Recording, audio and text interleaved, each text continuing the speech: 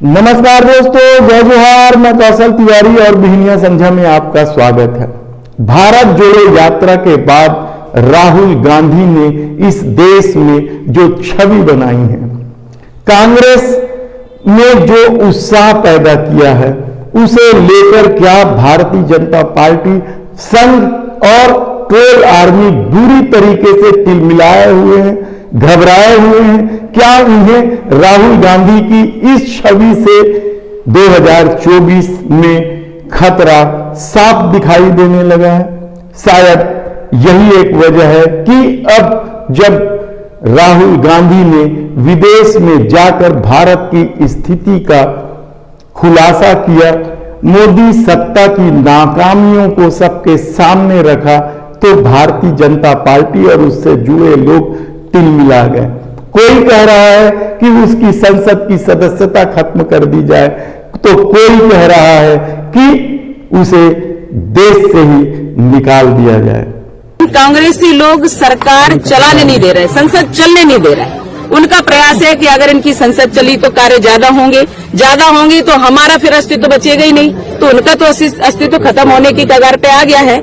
लेकिन अब उनकी बुद्धि भी भ्रष्ट होती जा रही है। तो सीधा सा ये है कि आप अपने देश के नेता हैं, आपको जनता ने चुना है और आप जनता का अपमान कर रहे हैं, आप देश का अपमान कर रहे हैं। आप हमारे भारत के नहीं हो, मान लिया हमने, क्योंकि जो भारत की संसद में भारत की जनता ने आपको सांसद चुना। इतने वर्षों तक कांग्रेस की सरकार रही, आपने देश को खोखला कर दिया और आप विदेशों में बैठ करके कहते हो कि हमें संसद में बोलने का अवसर नहीं मिल रहा है। इससे शर्मनाक बात और कुछ नहीं होती। मैं ऐसे राहुल गांधी को धिक्कारती हूं और ऐसे इन पर प्रश्न चिन्ह खड़ा करना चाहिए कि हमारे देश में कैसे राजनीति कर रहे हैं ये, और अब इनको राजनीति का अवसर नहीं देना चाहिए।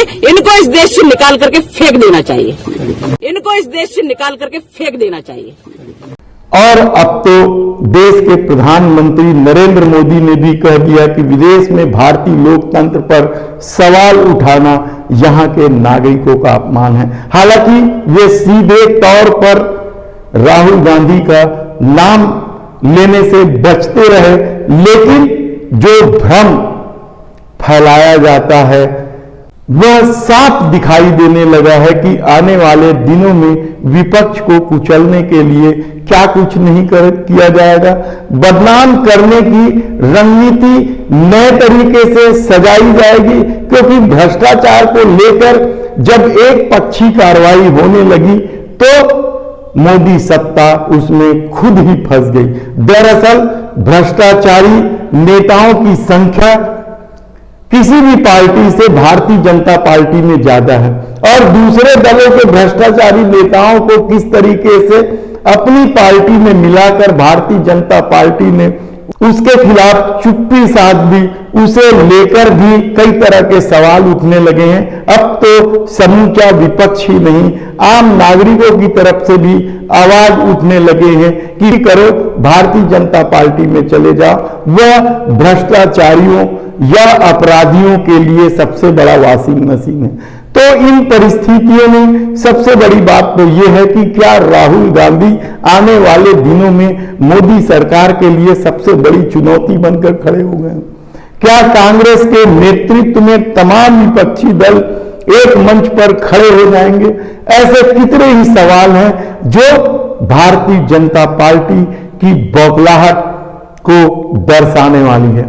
ऐसी परिस्थिति में जब गौतम अडानी का मामला नरेंद्र मोदी के लिए जी का जंजाल बनता जा रहा है, मित्र प्रेम के चलते भारतीय जनता पार्टी को जवाब देते नहीं बन रहा है, तब क्या फिर नए सिरे से विपक्ष को तोड़ने, उन्हें बदनाम करने की नीति या रीति के तहत सारा खेल खेला जा रहा है?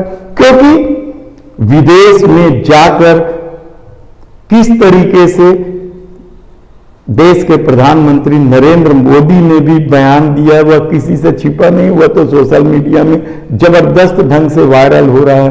लेकिन जिस तरीके से हिडनबर्ग की रिपोर्ट आने के बाद मोदी सरकार एक्सपोज हुई है, संसद में जिस तरीके से गौतम अडानी के सवालों का जवाब से सत्ता बचते रही है, उसे लेकर क्या मोदी सरकार कटघरे में है? ऐसे कितने ही सवाल हैं। और शायद भारत जोड़ो यात्रा के बाद राहुल गांधी ने जो छवि बनाई है, उसे लेकर भारतीय जनता पार्टी में अब वह बात नहीं रही कि वह राहुल गांधी के किसी भी बयान को आसानी से तोड़ मरोड़ कर पेश कर दे। और यही वजह है कि अब राहुल गांधी को संसद से निकालने के लिए एक तरफ मांग उठ रही है, तो दूसरी तरफ उन्हें देश से निकालने की भी मांग उठने लगी है। इनको इस देश से निकाल करके फेंक देना चाहिए। धन्यवाद।